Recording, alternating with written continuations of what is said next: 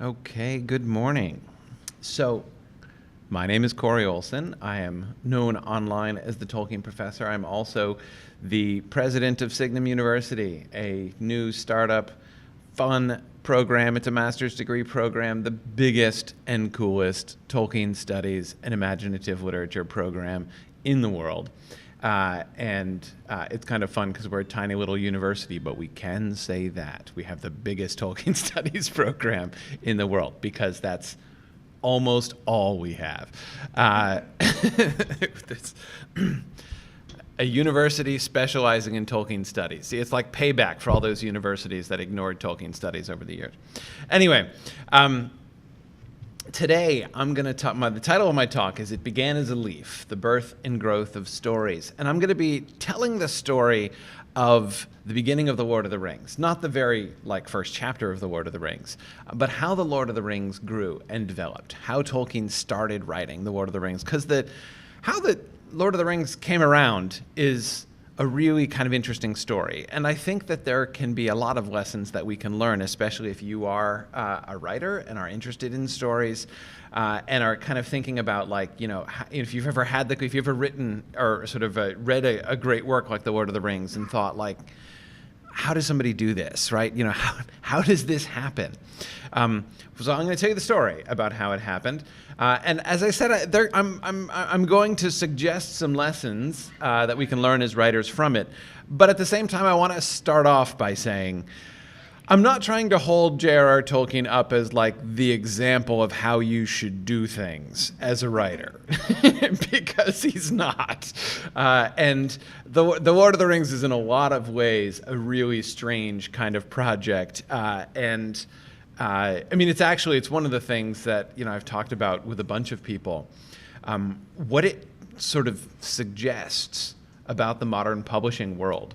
That there's no question if some random schmo submitted a manuscript that looked just like The Lord of the Rings to any modern publisher now, there is absolutely no way that a modern publisher would publish that. Absolutely no way. Modern editors would rip The Lord of the Rings completely to shreds and have it redone.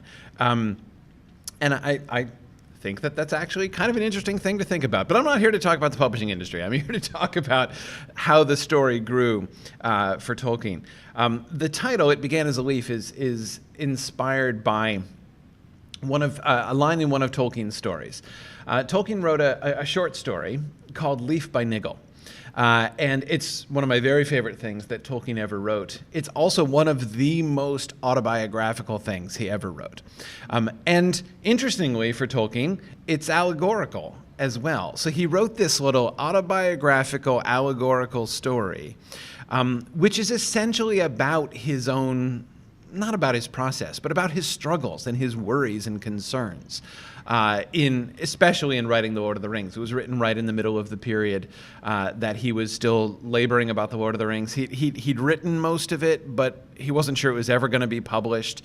And he was sort of uncertain and concerned about it. And he says he just kind of woke up one morning with this story practically fully formed in his mind, and he just wrote it down. The story is about a painter named Niggle. He ends up painting this huge, physically huge, but also significant painting of a tree. There was one picture in particular which bothered him. It had begun with a leaf caught in the wind, and it became a tree, and the tree grew, sending out innumerable branches and thrusting out the most fantastic roots. Strange birds came and settled on the twigs and had to be attended to. Then all round the tree and behind it, through the gaps in the leaves and boughs, a country began to open out, and there were glimpses of a forest marching over the land and of mountains tipped with snow. This paragraph, I think, more than anything else, really for me, captures Tolkien's own sense of what it was like writing the story. And you'll notice one of the things we're going to be talking about.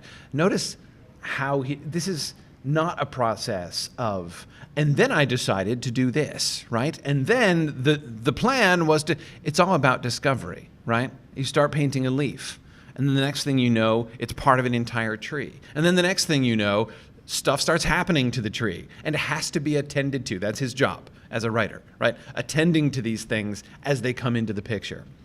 And then he discovers that even beyond this enormous tree, there's a land that's opening out behind it, and even a remote distance with full of mountains tipped with snow. So in order to kind of contextualize this, I want to look back a little bit at Tolkien's early career and where he came from. Tolkien started as a writer very early. He was writing stories. It's clear he was writing stories from a very early age, though none of the stuff that he wrote really in his childhood survives. The earliest things we have from him are the things that he wrote when he was like a late teenager, in his early 20s, in the wartime years. He fought in World War I, of course, volunteered for World War I, and wrote in the trenches, and then wrote especially when he was in the hospital recovering from trench fever.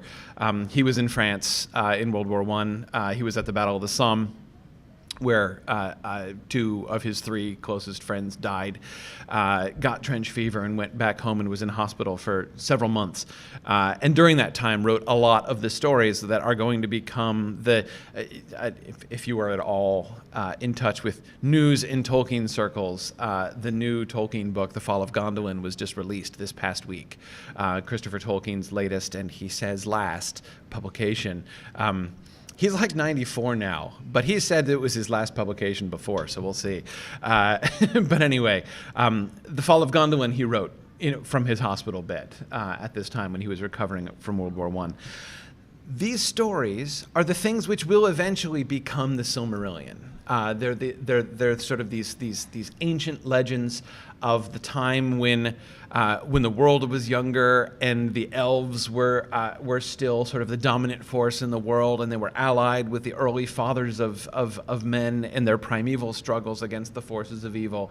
And these are all ancient days whose history our land still remembers. And so he started writing this cycle of stories, essentially, but he stopped. It kind of petered out, and he turned his attention to something else he really wanted to do, which was write epic poetry, because that is the path to literary fame in the 20th century, obviously, right? So he takes some of these great stories and he starts writing full-length epic poems, one in alliterative meter.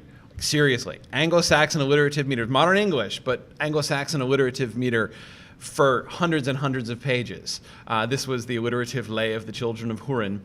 And then he doesn't finish that one, but he gets distracted and starts writing a new epic poem called The Lay of Leithian, the story of Beren and Luthien, in rhyming couplets. And wrote a great deal of that through like 9 cantos of The Lay of Leithian. And really, really wanted to get this published. He was sending these things out to publishers, trying to get them interested in publishing his epic poetry, and it will not shock you to hear that he failed to do that. He was also writing a lot of other poems, a lot of shorter poems at this time, including, for instance, The Adventures of Tom Bombadil, which is the poem where the character of Tom Bombadil in The Lord of the Rings first was invented, along with Goldberry and Old Man Willow and the Barrow Wights, and a family of badgers who don't make the Fellowship of the Ring, but everybody else does in the poem. I got to think that the badgers had a really bad agent. But anyway, he did get some of his poems published in magazines and things like that, but he didn't really seem to be kind of going anywhere with his literary career. And of course, meanwhile, he was a professor and he was doing very well in his academic career, but writing was what he really loved. And the other thing that he did kind of in the middle of these other more serious projects was write some children's stories. And he did this not because he was especially interested in children's stories, he did this because he had children, essentially. And these stories all grew out of, interactions with his children. One of his very first children's stories was called Rover Random, about this little dog named Rover. It was a little toy dog named Rover that got lost on the beach, fell out of a kid's pocket, on the beach. But then like a wizard comes along and turns it into a real dog, and it has a whole bunch of like adventures, including going to the moon and meeting the man in the moon and fighting a dragon and coming back and living under the ocean for a long time. This story was inspired by his son Michael, who had a toy dog and lost it on the beach during one of their vacations to the English shore. And he was really sad about his toy dog that was lost, so his dad wrote this whole story about the adventures that his toy dog went on to have after he had lost it on the beach. That's the way in which Tolkien's children's stories tended to evolve. And of course, one of these children's stories was The Hobbit. And this is pretty, this story grew in a very similar kind of way. He was telling his kids this story sort of sequentially, and it's, and when you read The Hobbit, it's fairly clear. It's this really fun, delightful kind of hodgepodge of other sort of fairy tales and traditions. You get stuff kind of brought in from all over the place, very eclectically. And again, you can see The Hobbit in its origins as a dad kind of putting together and repackaging so many of the elements that he loved in literature, right, into a story that his kids would really enjoy. And that's where The Hobbit came from. This low resolution and pixelated image is from Tolkien's painting that became the original cover of The Hobbit. Anyway, so The Hobbit, of course, ends up getting published, and it ends up getting published almost by serendipity. He wasn't sending these out. He was still sending out his epic poems at the time, right? But the manuscript of The Hobbit got lent to a friend who showed it to another friend who worked at a publishing company, who told her boss about it, who got back to him and agreed to publish the book. It's one of those things that happened, right? Because again, he had no literary aspirations about his children's stories. But he started working with the publisher about The Hobbit. They were excited about it, reasonably excited about it, not overwhelmed. But anyway, they published it, and then it did really, really well. And then the publisher got super enthusiastic about The Hobbit because it was clear he had a major hit on his hands. And the publisher and Tolkien start working at cross purposes because the publisher, having sold out of the first printing before the Christmas rush, right? So you had to rush a second printing. It came out in September. September 21st was when it was published. September 21st, 1937. And they were sold out before Christmas. So he had to quick order a second printing in order to have it in stock for the Christmas sales and everything. He's delighted. And so by Christmas time, he's coming to Tolkien and saying, can we have a sequel? Now, it's very clear what the publisher wanted, what the publisher was envisioning here. At the time, in the 20s and 30s, it was very common there were a number of very successful sort of serial children's stories, right? Not serial in the sense of the one continuing growing story, right? But like a series of episodes, right? The adventures of our protagonist and possibly his sidekick, right, as they go through one adventure after another. For instance, one of the really popular ones at the time, and one which Tolkien's own kids read, were the adventures of Dr. Dolittle. Dr. Dolittle is just so it's like, Dr. Dolittle, the guy who can talk to animals, and the scientist who has learned how to talk to animals, and I forget the name of his fluky sidekick, but anyway, they just have different adventures, and so there's 25 of these Dr. Dolittle books out, and it is obvious that the publisher was like, okay, we've struck gold with this, right? People love the Hobbit thing.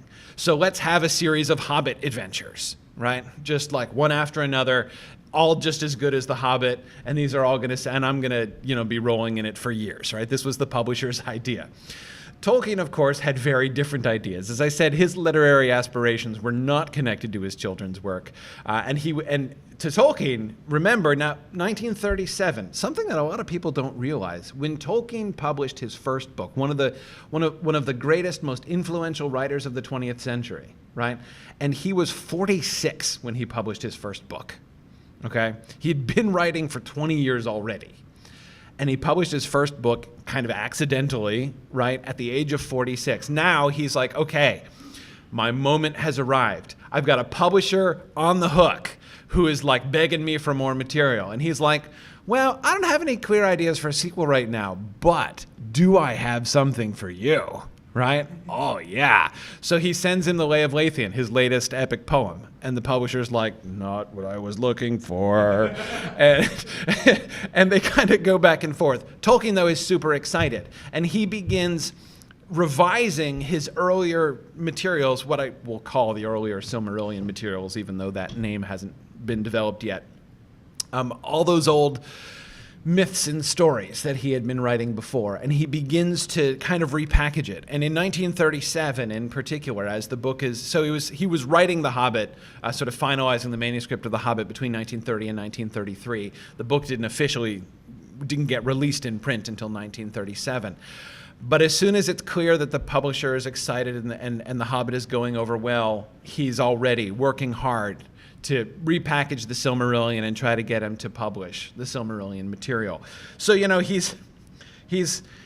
he's beefing it up. He reworks all the prose stuff, kind of condenses it into one sort of bigger story rather than a series of tales. He adds a sequel. Oh man, like this is where the island of Numenor comes in. That wasn't part of the original story. The end of the First Age was pretty much the end of the whole earlier epic, the whole end of the tales of the Elder Days. But wait, there's more. Like he comes through this other kind of incidental connection. The story of Numenor essentially started as a bet with C.S. Lewis. Literally a bet. Like the two of them were talking about stories one day and the kinds of stories that people write and read nowadays. And it was one of those things where they were like, anybody could write stories like this. And then they're like, well, let's do it then. And so they decided that one of them was going to write a time travel story and the other was going to write a space travel story. So they flipped a coin, which one was going to write which. Tolkien got time travel and Lewis got space travel. And of course, Lewis's space travel book became Out of the Silent Planet, the first book of his space trilogy. And Tolkien's book, his time travel book, was The Lost Road, which, unshockingly, he never finished. But, as is true of so many of the things that Tolkien wrote. But he... that's what it is through the writing of The Lost Road that the concept of the lost island of Numenor came in and became a part of the tradition.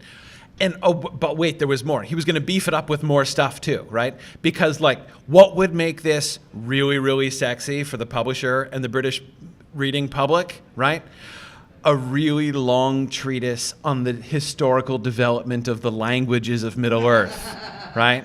I mean, but that's going to get him queuing up on the sidewalk, right? So I mean, seriously, he writes all this stuff, and I mean, the original Silmarillion, like the 1937 vision of the Silmarillion that Tolkien had. I mean, I don't even know. It would have been like 800 almost impenetrable pages of material. I can't even imagine what the British reading public would have done with that had it actually come out in 1937.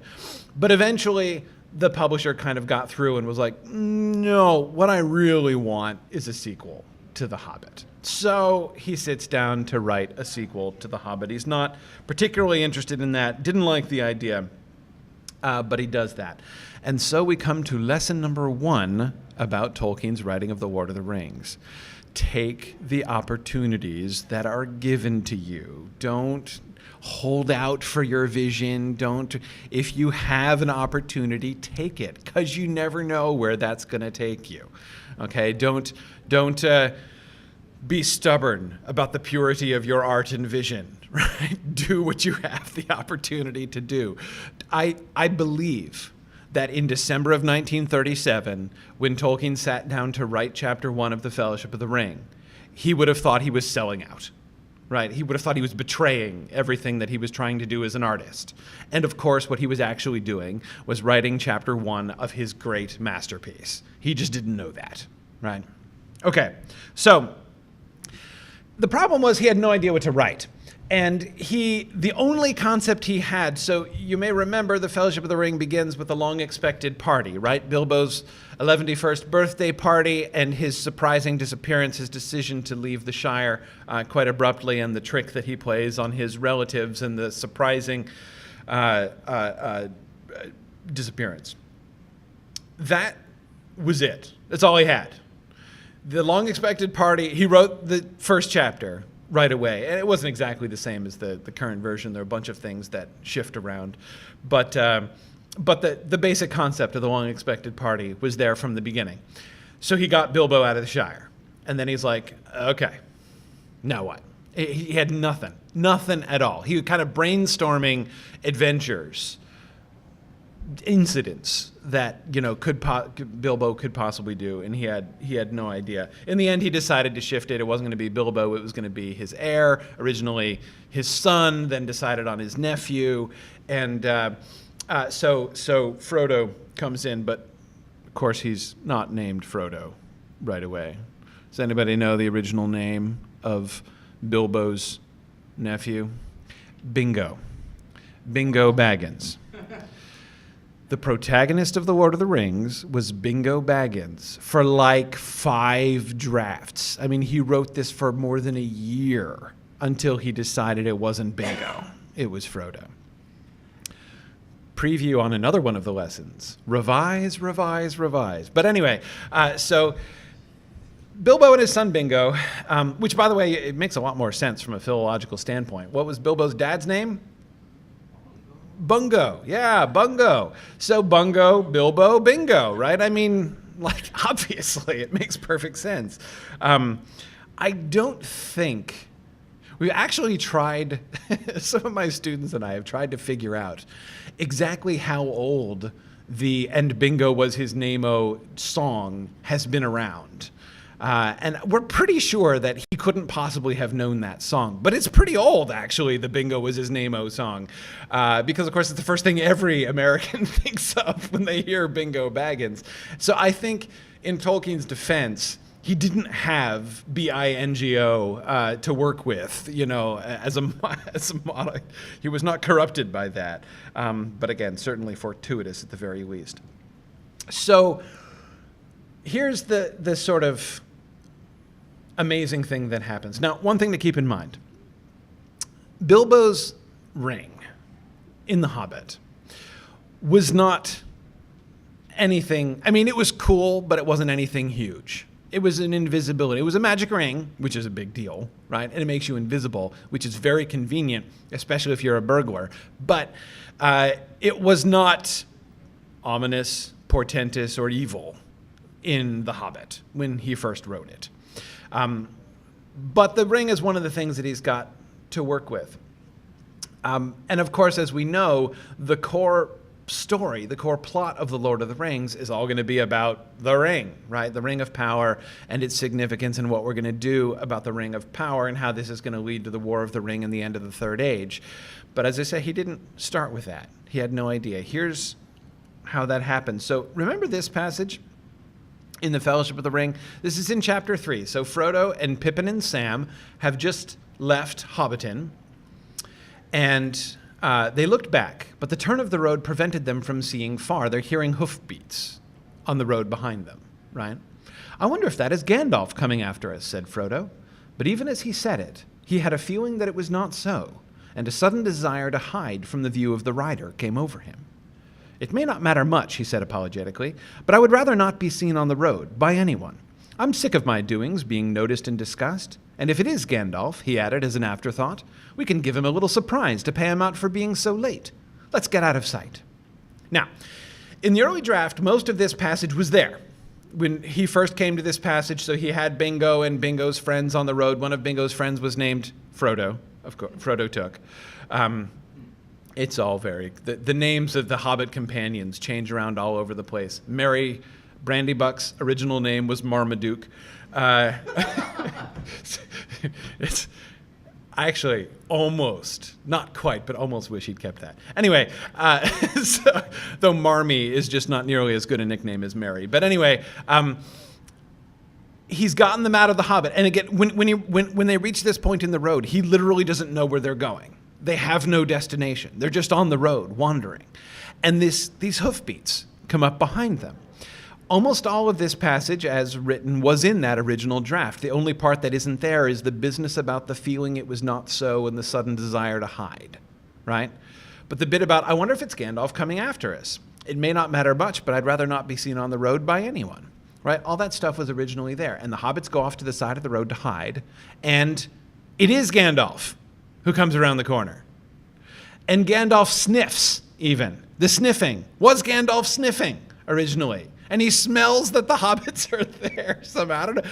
Wizards have very acute senses of smell, apparently. And they all have a laugh, right? They're trying to, they're trying to surprise Gandalf, but Gandalf is, too cunning a wizard to be surprised by the hobbits, and he surprises them back, and they all laugh, right? He wrote that scene, and then he stopped. And he goes back and does this. This is the original draft. The stuff in brackets is what he writes over top. Round a turn came a white, and he crosses out white, and he writes black above it. Horse. And on it sat a bundle, or that is what it looked like. A small, changed to short, man, wrapped entirely in a great added black, so he just writes above the line, black cloak and hood, so that only his eyes peered out. And he changes that to, so that his face was entirely shadowed. So this, as Gandalf comes around the corner, right, what he originally wrote was, round a turn came a white horse, and on it sat a bundle, or that's what it looked like. A small man wrapped entirely in a great cloak, and a great cloak and hood, so that only his eyes peered out. And that was Gandalf, originally, right? Gandalf was always, in The Hobbit, in fact, if you read it, he's described as a little old man in chapter 1. So Gandalf is not tall. Then he revisits that pair. Having written the little scene, the little meeting with Gandalf scene, something prompts him. And he goes back and he crosses out white and puts black. He crosses out small man and puts short man, adds black before cloak, and changes so that only his eyes peered out to, so that his face was entirely shadowed. Now, he didn't do that because he had a new plan. He did that first, and then pushes the paper back and says, who's that? He had no idea why it should be a black horse. It just seemed like, no, this should be a black horse. This is not Gandalf coming upon them. This is an antagonist of some kind. And he then set himself to answering the question, who is this guy? And what is it? And what could it possibly want?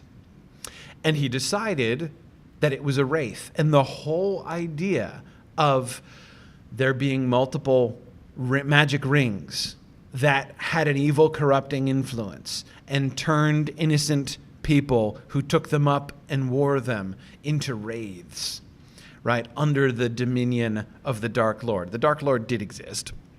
In fact, of course, he's already there in The Hobbit, the necromancer. That whole idea came about in response to his trying to answer this question. Who's the dude riding the black horse who comes across them here? And of course, that in turn then led to the idea eventually, a little bit later down the road, of what is Bilbo's ring? So Bilbo's ring is clearly going to be one of these rings of power. But it wasn't until later that it became the ring of power, the One Ring, right? When he finally finishes figuring out what all of this story here is really about. And this is kind of an amazing process to watch. Again, he had the faintest idea. Remember that language from that Leaf by Niggle passage about discovery, right? That's exactly Tolkien's experience. And this is the biggest example, I think, of this happening, but we see this kind of thing happening all over the place as he's writing The Lord of the Rings. For instance, one of the enduring favorite, I was about to say minor, and then I immediately had a twinge of guilt for calling him minor, but, in the larger scope, minor character. Treebeard, the Ent, right? Who doesn't love the Ents? And Treebeard, the Ent, right? So we have the famous scene, when they meet Treebeard for the first time, when Merry and Pippin are grabbed and picked up by the Ent. They found that they were looking at a most extraordinary face. It belonged to a large man-like, almost troll-like figure, at least 14 foot high, very sturdy, with a tall head and hardly any neck. Whether it was clad in stuff like green and gray bark or whether that was its hide was difficult to say. At any rate, the arms, at a short distance from the trunk, were not wrinkled, but covered with a brown, smooth skin. The large feet had 7 toes each. The lower part of the long face was covered with a sweeping gray beard, bushy, almost twiggy at the roots, thin and mossy at the ends. But at the moment, the hobbits noted little but the eyes. These deep eyes were now surveying them, slow and solemn, but very penetrating.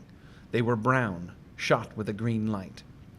Now this fascinating description, right? This fascinating concept of Treebeard, the tree man, right?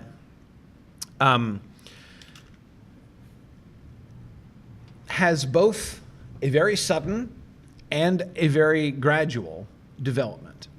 So very early in the story, not quite so early as before, but as he's working out once the ring wraiths are coming in and we've got now the journey and we're trying to escape and we're working through and Gandalf has vanished and we don't know why he hasn't come back in time, right? When Frodo's expecting him to return. Tolkien introduces the character of Treebeard at that point. Treebeard was an early idea. And he was a bad guy at first. He was the answer to the question, why hasn't Gandalf come back yet? And the answer is, he's been captured by Treebeard, right? And Treebeard was a tree man. He was one of the tree men. Now, what this meant was simply giant. He was a giant, like an old-fashioned Jack and the Beanstalk giant at that point. He was called a tree man only because he was a man as tall as a tree. Right? And that was very clear. There are descriptions of Treebeard earlier on. He's kind of slightly tree-like, but only tree-like in the sense that a 30-foot tall person might be described as tree-like. He's just a giant. And if you think about it, it's an interesting kind of question. Why aren't there giants in Middle-earth? Right? In the Lord of the Rings, we don't get any giants. We get a lot of other traditional fairy tale creatures and monsters, right? But we don't get any giants, not any normal giants, right? Well, originally there were going to be normal giants, right? We see glimpses of normal giants in The Hobbit, right? The stone giants that chuck rocks around, but then never come back onto the stage in The Lord of the Rings. There was going to be, and he was going to be bad, and his name was going to be Treebeard, right? And he was going to capture Gandalf and hold him prisoner, and Gandalf was going to escape somehow. And then he decided that it was going to be the ring wraiths who were like besieging Gandalf. They chased him down, and Gandalf took refuge in a tower, and the ring wraiths kind of besieged him in that tower, and that's why he didn't come to meet with Frodo. So we see we're still a long ways from Saruman and Orthanc at that point, But then even when he moved Treebeard out of that role, Treebeard was still just a normal giant and a bad guy. But he kept stopping. He kept not writing it, right? Every time he turned to write a scene with the evil giant Treebeard in it, it never kind of came out. It never worked. And so he left it and came back and moved him along to a different point, right? Then, all of a sudden, he makes this discovery. Merry and Pippin go to Fangorn Forest, where the giant Treebeard lives. And this passage and almost the entire chapter, word for word, in the very first draft, just emerges. As soon as because Tolkien realized something, right? Treebeard isn't a giant.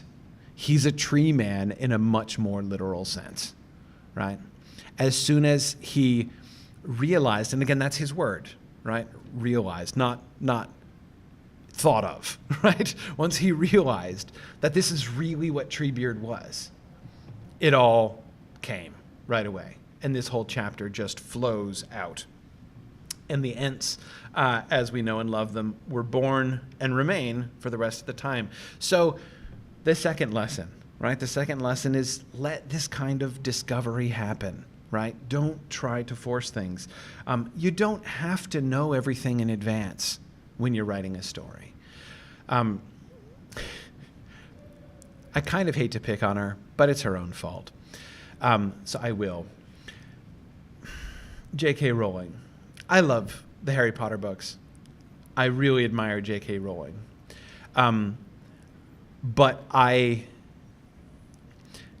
in her public appearances, when she talks about Harry Potter and the process of making Harry Potter, from the beginning, she has consistently, again and again and again, insisted that she had everything, like everything was planned out way in advance. She had like every chapter and the chapter titles and everything worked out from the beginning. She had that entire story completely in hand before it began. This is obviously untrue. Obviously untrue. And anyone who reads the stories with care can see things growing and developing and characters going in new ways and things. And if Riddle's diary in book 2 is a Horcrux as they are defined in book 6, I will eat a broomstick. It is not true. It is obviously not what happened. Now, the thing is, it's funny, sometimes when I talk to like diehard Harry Potter fans, they get really defensive, right? Like I'm insulting J.K. Rowling by saying this. I'm not. Like my message for J.K. Rowling is like, honey, stop fighting it. Like, it's okay. Like, it's okay. I know that you have felt from the beginning like you had to defend your legitimacy. Like, nobody took you, after you wrote, the Sorcerer's Stone or the Philosopher's Stone, nobody took you seriously as a writer, right? So you adopted this persona of like, I am the uber genius in control of the whole thing. And I get it, man. You were not given respect. I sympathize. But when I say it didn't happen like that, I'm complimenting you. I'm not insulting you. Had she, in fact, laid out chapter by chapter the Harry Potter series, it would be a much worse set of books than it is. It is because it grew and developed naturally, and things went in directions that she didn't foresee. Riddle's Diary is a wonderful example, right? To see not a fully formed book 6 Horcrux, but to see the seed of the Horcrux idea, right? When we first get this glimpse of the young Voldemort separating out parts of his soul, and we can see how through the series that idea kind of takes root, right? And becomes this really essential element in the whole story of how Voldemort got from being the young orphan Tom Riddle to the Voldemort that we all love and fear, right? That's wonderful, right? That's great. That's how it really happens in great stories. She discovered that, and she doesn't have to be ashamed of the fact that she didn't know all that in advance. Anyway, so I feel a little bit guilty being like, J.K. Rowling is a negative example of what you should, but because again, I don't think she is in truth a negative example. She's just trying to front that she didn't do it right. She did do it right.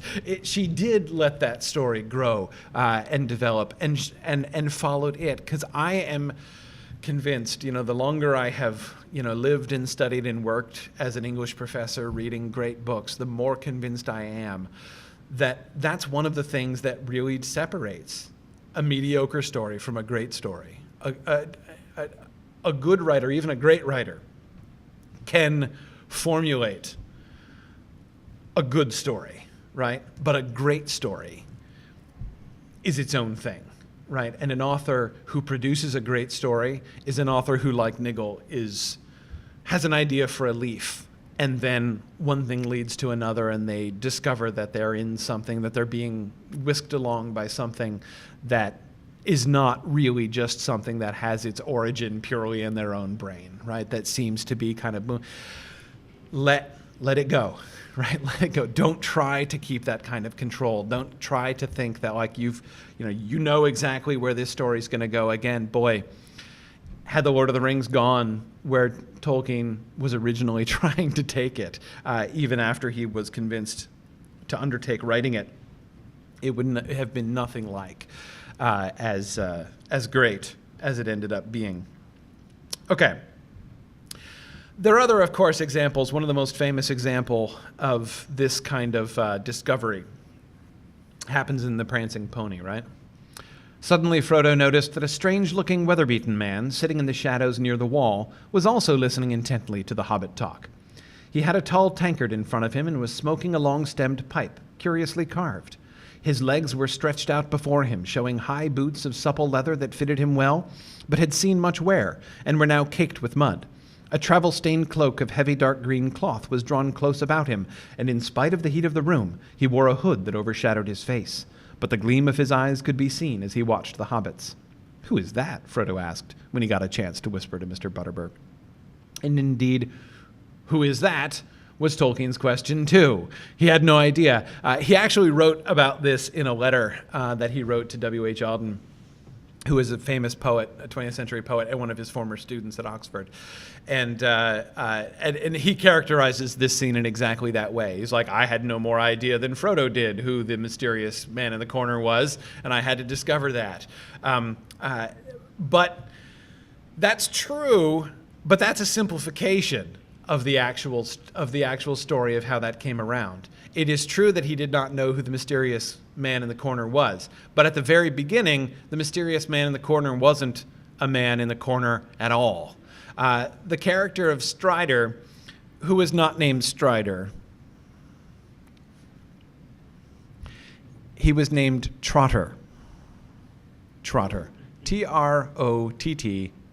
Trotter. One who trots. He was a hobbit, not a man. And he was called Trotter, and I am not making this, I'm not having you on, this is really true. He is called Trotter because he wore these strange and characteristic wooden shoes. And so you could hear him coming clippity-clop down the road, and that's why he was called Trotter. Okay, so originally, the strange, weather-beaten guide that they meet in Bree is the hobbit who wears wooden shoes named Trotter. By the way, Tolkien toyed with the idea that the wooden shoes were actually wooden prosthetics that the hobbit had because his feet were maimed when he was captured by the ringwraiths. That's why, remember that scene when Strider, looks down as if in pain, right? When he says, "You don't know these riders, they are terrible," right? And it looks like he's having a little PTSD moment, right? That was the original idea, that he had been captured and tortured by the ringwraiths, and that's why he's having a PTSD moment when he's talking about the Black Riders, and why originally he wore wooden shoes. But anyhow, so Trotter, the hobbit with wooden shoes, is a reflection of where the story was at that point, in some sense. So they get to Bree. They've had their adventures in the Old Forest. They've met Tom Bombadil. The Black Riders are still chasing them because the Black Riders are totally there now. And he gets to Bree. Now, Bree is important because it's a quarter of the way through the book, which may strike you as odd. When they got to Rivendell, he totally thought he was at least halfway through the book, probably more than halfway through the book. Right? From the Shire to Rivendell, from the Rivendell to the mountain, and that was it. Right? Again, go where it leads. Right? Go where there's so much that he had no idea about. And it's so funny. It's really funny reading Tolkien's letters to his publisher at this point. And he's like, I just got maybe 3-4 more chapters and this thing's wrapped up, right? And it's like just reading those passages, knowing what we know and what he did not know. It's really wonderful. But anyhow, Trotter the Hobbit was a ranger. Now what are the rangers, you may ask? The rangers are wild hobbits that live to the east of Bree. So what he established was this Bree at the center point of to the west of Bree is the Shire, right? The land of the civilized hobbits. And to the east of Bree, there lived only rangers who were like these wild vagabonds, sort of roving free peoples, rugged hobbits, right? And Trotter was one of those. So it was like this sort of clash of cultures thing. Tolkien has no idea, right? We don't really meet any other rangers, those kinds of rangers, any other sort of wild hobbits until we get to Rivendell. But that was sort of the original concept with Trotter. In other words, one of the things we can see, this is still a Hobbit story, right? These new ideas have come in, but his initial concept of I'm writing a sequel to The Hobbit, I'm writing a new Hobbit adventure, was still there, right? He still had it kind of within this narrowish frame, right?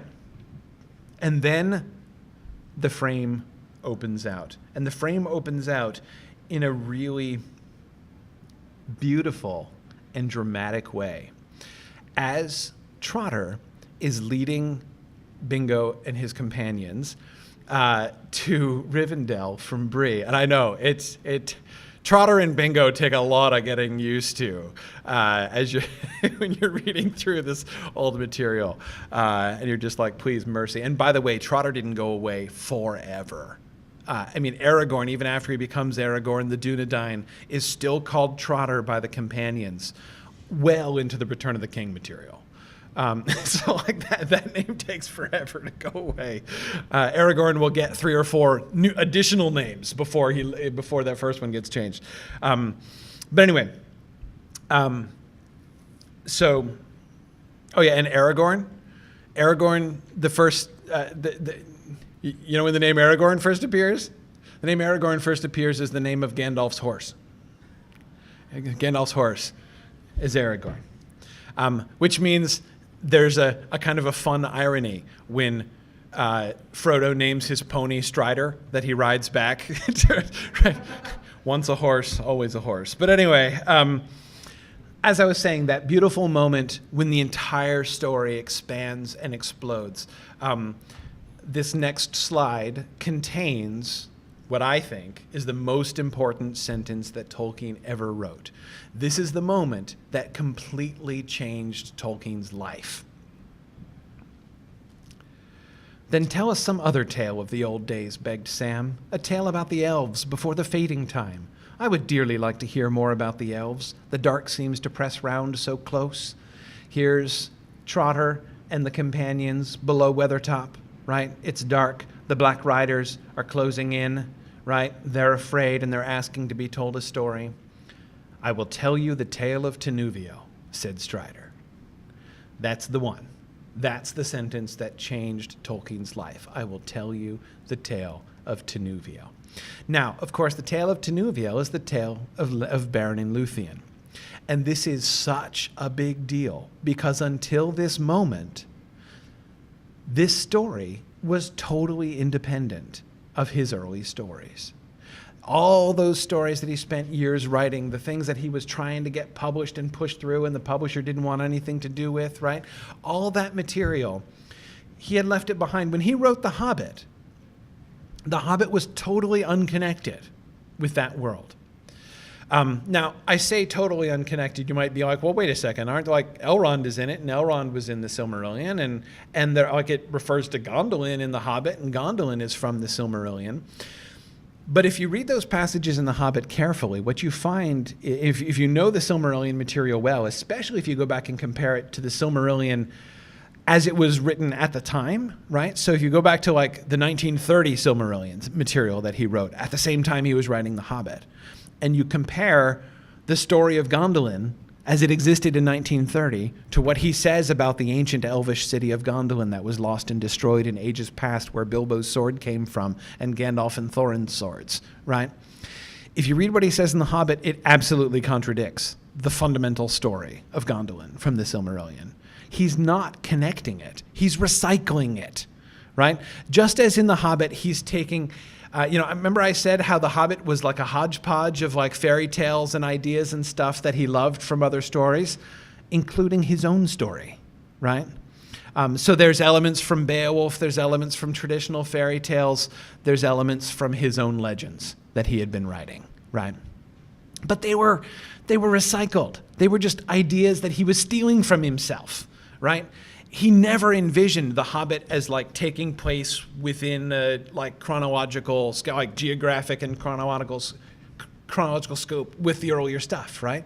It was a completely separate thing. And so is The Lord of the Rings, its sequel, when he began. This is the moment when that firewall comes down.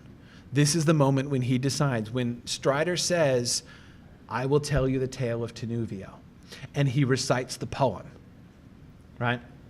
The leaves were long, the grass was green, the hemlock umbels tall and fair, right? He starts reciting the poem. And then after the poem, you may remember that Strider gives a prose synopsis, right, of the story of Beren and Luthien, which is like 2 fat paragraphs long. when Tolkien, in the first draft, that was like 6 fat paragraphs long. As soon as he cracked open the door, it all came out, right? This is the moment that he decided that the story of Beren and Luthien and all of those old stories of the Elder Days, all the Silmarillion stories, are historical to this story, are relevant to this story. And that changes absolutely everything.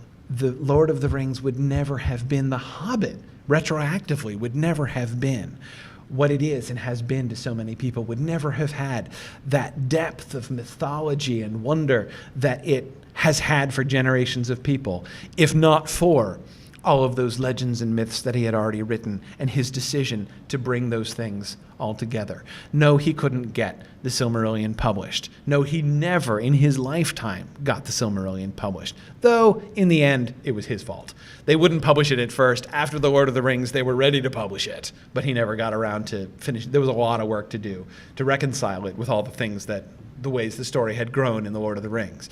Galadriel, for instance, didn't exist in the Silmarillion, was invented when he got to Lothlorien in The Lord of the Rings. He discovered that there was an elf queen, and then he discovered that she was Galadriel, right? And that, of course, means, like, gosh, if Galadriel's there, she must have been involved, so I've got to now change the stories to incorporate her and everything else that's going on. So there's a lot of things like that where he would have had to go back and rewrite lots and lots and lots of stuff, and he never got around to it in his later days. By the time The Lord of the Rings was published, he was in his mid-60s. And in the years after that, he was still trying to work on all this stuff. So the scope, this is when the story ceases to be a Hobbit story, right? This is when there is no, we have now passed the point of no return. This is not a sequel to The Hobbit anymore, right? This is now a totally new and a much bigger and broader things. And as he's going to go along, more and more things are going to be popping up. Galadriel, as I've mentioned, Rohan, right? Leading up to the Battle of Helm's Deep.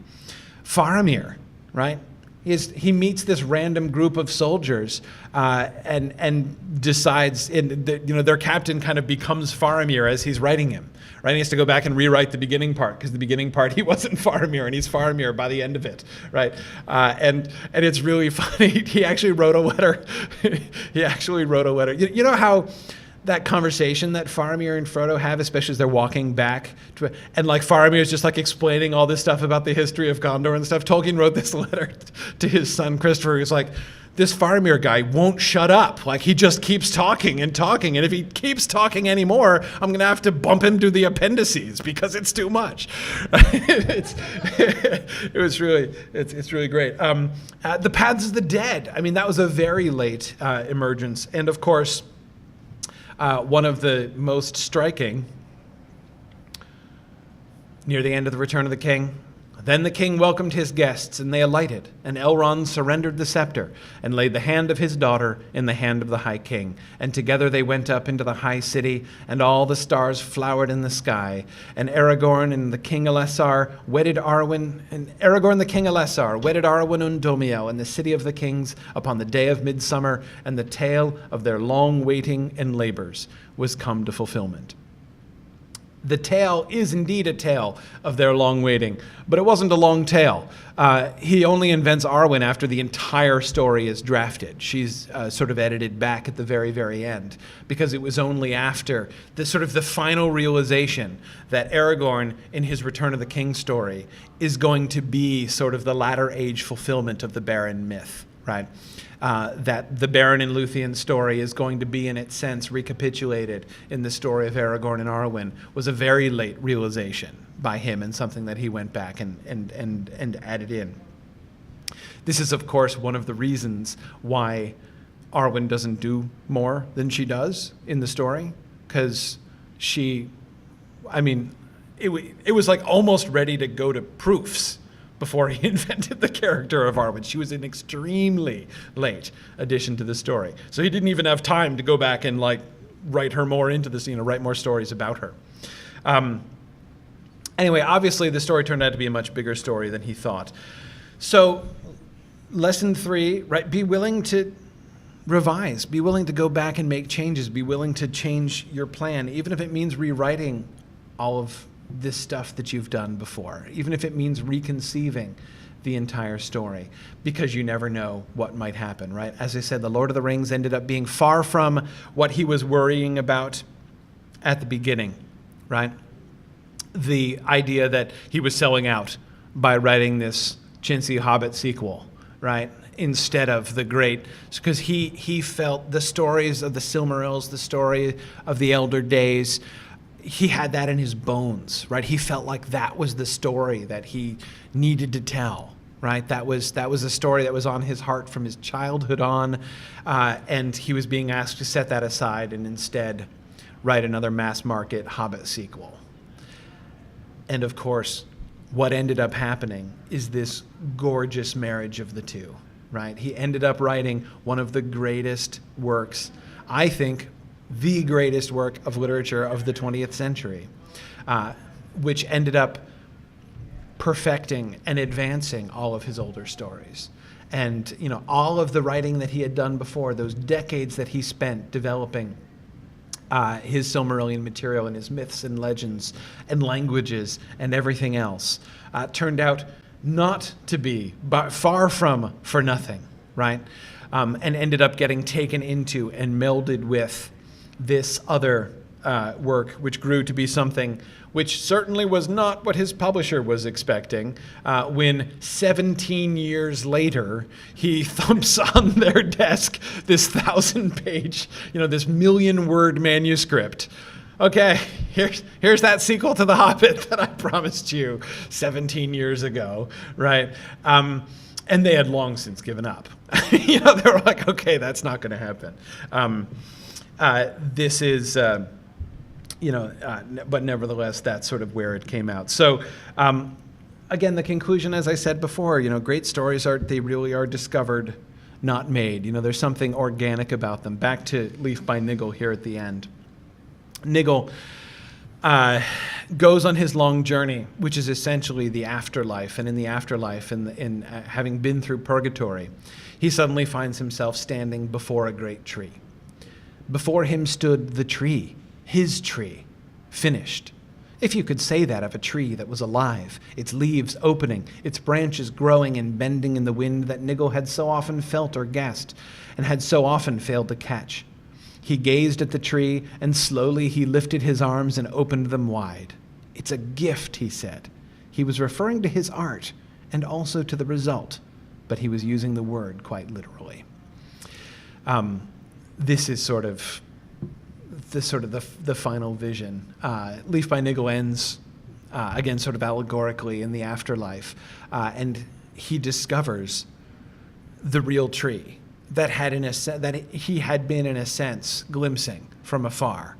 But it wasn't just that this tree had this objective existence and he was trying to copy it. The tree that he finds in the afterlife is also his tree. Like, you can notice the characteristic Niggle painting style in its leaves, right? He is the source of that tree and also the discoverer of that tree. It exists outside him, but is also a product of his art, because his art itself is a gift originally. And it goes on, that tree goes on to continue to be a place of healing and blessing for many, many people down in the future. And this is kind of Tolkien's semi-mystical sort of discussion of how this whole authorial process happens, right, when it happens like this. So I am, I know, coming to the end of my time here. I might have time for one or two really short questions, and I can be happy to talk with folks after if we want to. Any questions? Yeah? Why did he change the writer from Gandalf on a white horse to, who is this on a black horse? Like, do we know where that just crossed out black came from? No, every piece of evidence that we have, including Christopher Tolkien's account of, what his dad told him, is that literally happened first. Like, he crossed out the word white and wrote the word black above it. And that's where it started. It was not a product of the change. That's what started the change. What impulse was it that drove him to cross out white and put black? When Tolkien talks about that kind of thing, he always uses that same kind of language. Like, he never says, I thought it would be better if it was a black horse, right? He will say things like, I realized it was a black horse, right? Or like, I just, like, that was the right answer. And as soon as he saw it, he knew it. He didn't know why, right? And it was because it's his job not to explain why that's the right answer. It's his job to like figure out what it means, right? And the impact that it's going to, given that it was actually a black horse that came around the corner, what are the implications of that, right? And that's always how he talked about it. I mean, you can see him, he uses that kind of language all the time. Yeah. So do you believe that's just like a sort of like detachment from the story and like an outside looking in kind of scenario, and like he's just speaking for something that already exists? Is that the kind of mindset that you think he's going for? Or? That's definitely how he talked about it, yeah. Now, vocabulary that he didn't ever use, like he would never talk about like, and that was the moment when I was inspired by this, right? He never talked about like inspiration coming upon him. He talked about like just discovering what was there, what worked, realizing it. That's what that was. Exactly, that's it, right? No, so that horse, the reason there's a horse coming up behind them is that, so I mean, we could talk about it in various ways, right? Some people like to think about it in terms of like, and he was inspired in that moment to do that. Some people just want to say like, well, this idea struck him and he ran with it, right? And really made it into something. I know that one of my favorite things to do, I'm not really a writer myself, but one of my favorite things to do when it comes to story generation and stuff, probably the highest apex of creative activity, literary activity I have ever achieved myself is in D&D campaign construction. That's pretty much my acme of creative genius. And that same, for me, I love to take, my favorite kind of creative challenge is to take sort of a random element and explain it, right? So if I'm faced with a situation like that, I probably would have rolled a die and said like, what color's the horse? Oh, it's a black horse. Huh. What would a black horse be doing there? Now I've got to come up with a story that explains why a black horse is there, right? In some sense, it seems that Tolkien is almost doing something like that, right? Again, he doesn't think of it as like, I'll just choose a random thing and then go with it, right? But this is why as a DM, I love random tables, right? So much more fun. Because I find if I just come up with my own story out of nowhere, I'm telling the same story every time. Or like I've got like a set of like 4 stories that I'm always telling. Just like I have like 3 innkeepers in every, like one of whom is in every inn that my players go to, right? Like but so for me, much cooler, right? To be like, let's just roll a bunch of random elements. And sometimes they're weird. And I have to be like, okay, what's the story that explains that? And again, that's almost the process that Tolkien is working. Like okay, so it turns out Trotter's not a hobbit. He's a man, right? Okay, so what does that mean? Who is he? And if the Rangers are men, what are they?